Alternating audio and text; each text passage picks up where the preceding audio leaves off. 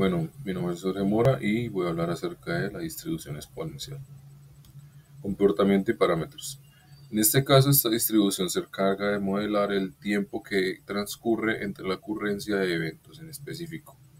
Básicamente, se refiere a una cantidad de tiempo para nuestra variable x. De acá podemos sacar preguntas como cuál es la probabilidad que ocurra un evento en x unidad de tiempo o cuál es la probabilidad de que el evento dure x unidad de tiempo en llevarse a cabo. Podemos ver además en la gráfica que sigue un comportamiento exponencial asintótica en el eje y igual a cero, y además varía su inclinación dependiendo del valor que se le dé a la constante lambda. Ya vamos a hablar de esta constante. En cuanto a sus parámetros, tenemos la tasa de ocurrencia representada por la respectiva constante lambda. Esta tiene que ser un número mayor a cero y lo que representa es la cantidad de eventos que ocurren por una unidad de tiempo. Seguido tenemos el valor esperado, que viene siendo la misma esperanza que se vio en clase, que sería el inverso de la tasa de ocurrencia y también equivale a la media o al promedio. También tenemos la varianza, que la definimos como 1 sobre el cuadrado de la tasa de ocurrencia. En cuanto a sus funciones de densidad de distribución acumulada, vemos que hay una variable aleatoria x que solo puede tomar valores positivos. Tendremos una distribución exponencial si cumple con esta característica de acá. Luego, para obtener su función de distribución acumulada, simplemente realizamos la integral definida desde 0 o cualquiera sea el parámetro de inicio hasta cualquier número x, y pues nos da como resultado esta función de acá. Lo que nos ayuda es para calcular la probabilidad de que el fallo o la ocurrencia del evento se dé antes de un instante x.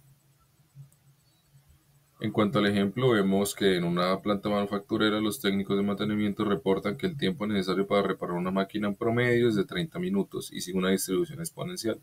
Acá podemos vernos a simple vista que el lambda va a ser entonces el inverso a este promedio, o sea, 1 sobre 30 minutos, si se maneja el ejercicio en la unidad de los minutos.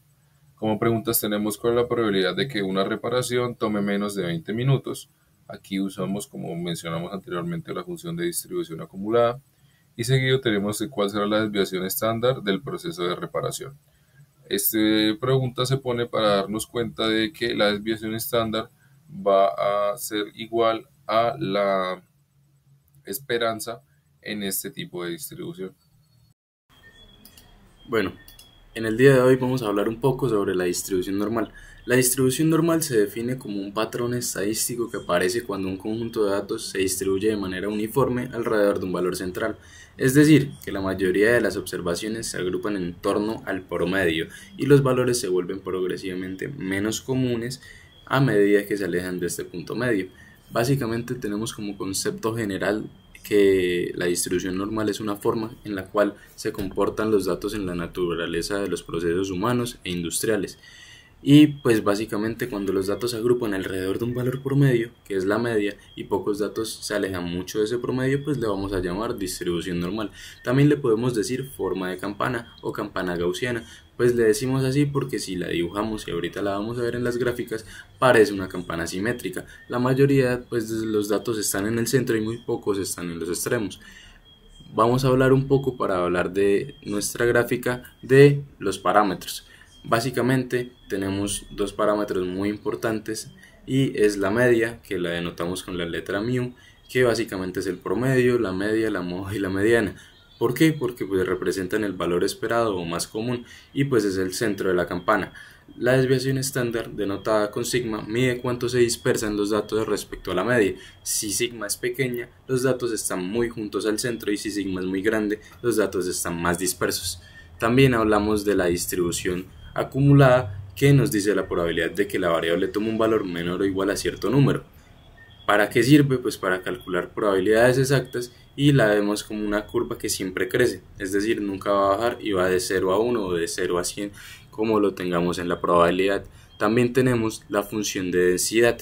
La función de densidad pues es una curva que describe cómo se distribuyen los valores de una variable aleatoria y nos ayuda a ver cómo están concentrados estos datos. El pico más alto está en la media, pues es el valor más común, y a medida que nos alejamos hacia los lados la probabilidad disminuye y pues nos vemos que la curva es simétrica, lo que significa que hay una igualdad de probabilidad a la izquierda y a la derecha.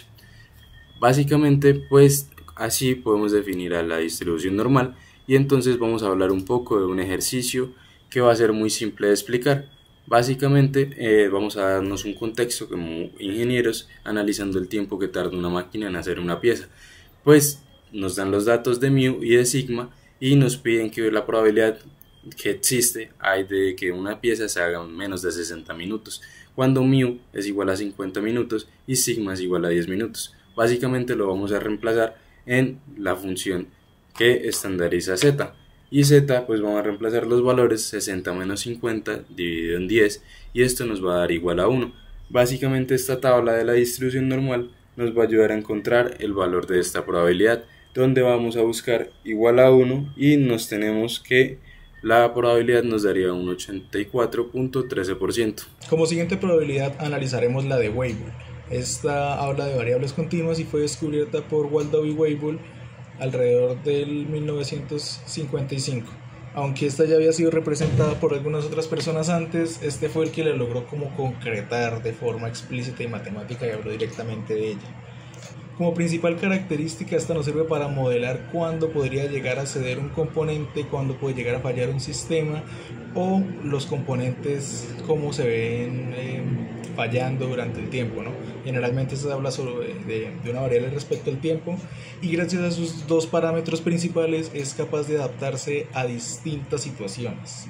Por la parte de la ingeniería industrial es muy interesante ya que nos ayuda a medir un análisis de confiabilidad, a planear un mantenimiento, a gestionar bien el control de calidad y a simular los procesos. Estos dos parámetros mencionados antes son el de la escala y el de la forma. El de la forma se representa generalmente con la letra alfa y controla la forma de la distribución de fallas en la gráfica. Por otra parte tenemos el beta, que define la escala y es el parámetro que comprime o expande la gráfica durante el tiempo.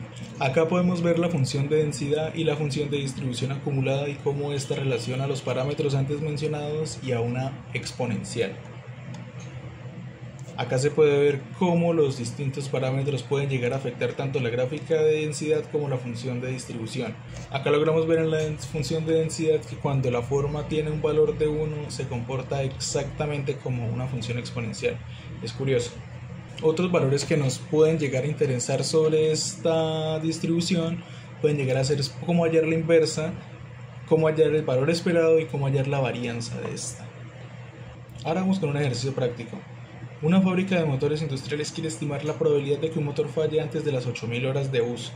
Basándose en datos históricos, se sabe que el tiempo de vida útil sigue una distribución de Weibull con el parámetro de la forma como 1.5, dado como la falla por desgaste, y el parámetro de la escala como 10.000, dado en unidades de hora. Aplicando la fórmula que ya antes mencionamos, nos queda el valor de 0.5113. Y como conclusión podemos decir que la probabilidad de que un motor falle antes de las 8000 horas es del 51.13%. Acá podemos ver de una forma sencilla cómo es que la distribución de Weibull se adapta mucho a los procesos industriales que requieren saber cuánto puede llegar a fallar una máquina. Si me hago entender, puede hablar de sistemas, puede hablar de maquinaria o puede hablar hasta de las fallas del producto en el uso.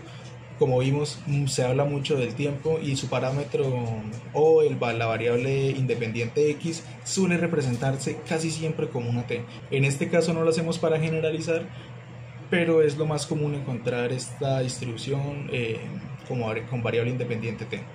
Espero que les haya servido y pues les ha hablado Roberto. Finalmente, para hablar un poco acerca de la covarianza en las variables discretas, primero como preámbulo, diremos que la covarianza es aquella que mide cómo varían conjuntamente dos variables aleatorias, o sea, dos variables que dependen entre sí. Si una cambia, ¿qué ocurrirá con la otra? ¿Aumenta o disminuye? Suponemos que x y y son dos variables aleatorias y discretas con una función de masa conjunta, entonces su covarianza estará dada por la sumatoria entre la resta entre x y su respectiva esperanza multiplicado por los valores de y su respectiva esperanza, todo esto multiplicado además por su función de masa.